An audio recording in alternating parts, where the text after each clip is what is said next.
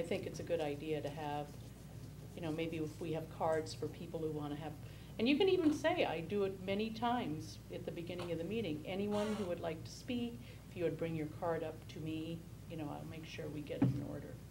And it also helps the public record if it's a public hearing. Right. That can go to several other stages, and it's awfully nice to have a public record of who spoke and what they spoke about. Yeah, at least in my case, we've never denied anybody We the certainly right have to that on the speak. recording, though. And public record, it's even by... If the recording is legible. Yeah, we've usually got somebody here taking, usually, not always, somebody here taking notes as well. We have one instance when that didn't work, and thankfully, a lot. I have to go back to my minutes to reconstruct it. Sean, the last sentence really puts it back into your court that if it's appropriate, you can identify, you know, the neighbors, give them have a chance to speak before the citizens outside the community, or however that would play out. Okay. So lots of discretion on the hearings. When we get to section 7, which is next, where it talks about citizens, we don't require cards for general citizen comments.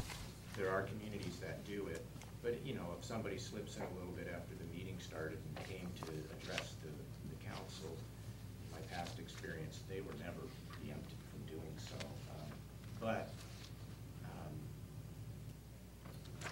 Yeah, it requires the mayor to affirmatively ask if there's anyone else that wishes to address the council.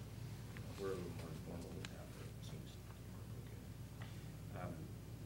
If there weren't any other questions in 6, it's fairly ordered there, but it's purposeful when you have a public hearing. I think that order is very important.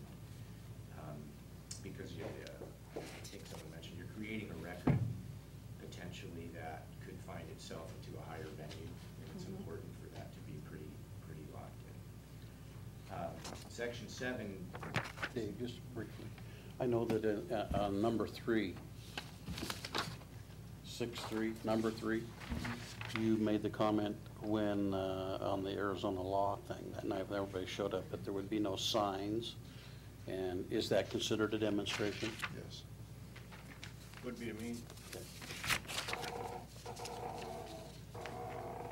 You know, it all of what happens in this chamber during meetings, or whatever this chamber happened to be at a given time, if we, you know, we've got a meeting that's going to be so large, we go up to Washburn or to the fire hall or wherever it happened to be.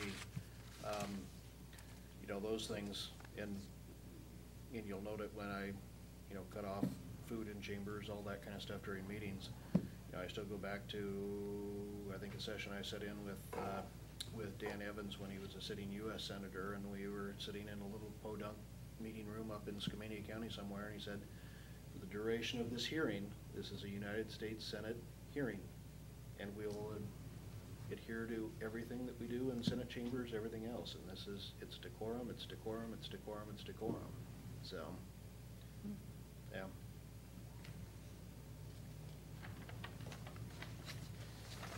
Okay, moving on to the next one.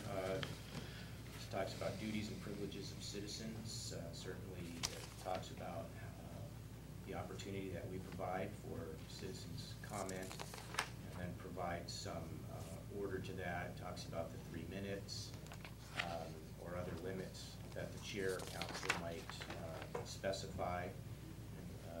Example, the other night when we had a full house, there was some limits that were imposed by the mayor, but as a point of order, the council can challenge that.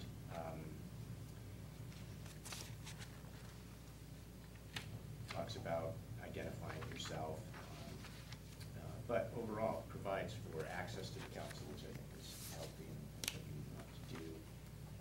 It does caution against in 7.3, 7.2 and 7.3, it cautions against making sure that comments are addressed to the council as a body and not to individuals, and that all communications are through the chair, and I've observed that as you guys have done comments. Dave, under 7.2, the thing that I see is that the first sentence is, citizens may address any item they wish to discuss with the mayor and council. And I've heard you say, if it's on a public hearing, then reframe until that time. But it says here that they can talk about it at public comment. Yeah, I think they can, I think that comes up later under 7 point.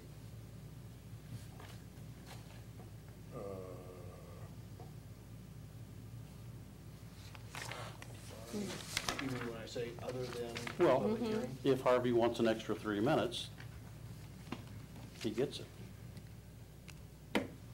At least that's the way it's written today.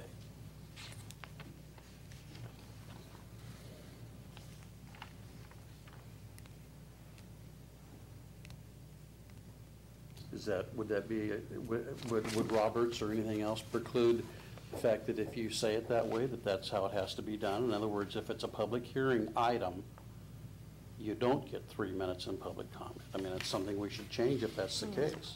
Yeah, that's a good catch. I think it's fairly standard practice that in order to have order, it sounds bad, but when the item is in front of you for consideration, you'd like to have all the comments at that time packaged together. It could be an hour prior where you heard the citizens' communication comments. So to write it up that way then. Yeah. That would be my suggestion, which is the pleasure of the council, that if you have a duly agendized public hearing on an item, that's the opportunity for the public's comment is when you open the hearing. And the citizens' communication is really for items of general interest or specific interest that aren't otherwise on the agenda. So RJ is back there. It's- I was gonna say, you do get run with the public hearing comments, so you do have to say that, other limitations as the chair of council may be necessary, they do make a public comment event for a hearing later on, it's at that point. For limitations set to bring it back up at the public hearing. 7.5 is exceptionally opaque, but it does speak to some of what you're talking about.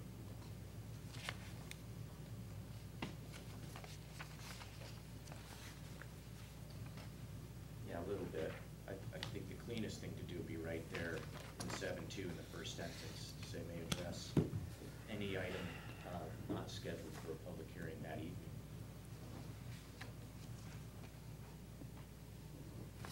I can bring that back as, you can decide.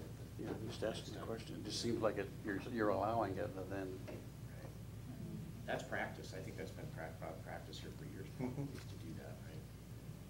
Yeah, I'll take care of that. The item 7.5 I was going to comment on. Appearance and fairness is really important, and there's this notion of ex parte communications, which typically refers to communications that a counselor would have with a party to a proceeding, a quasi-judicial proceeding, outside of chambers and outside of the hearing.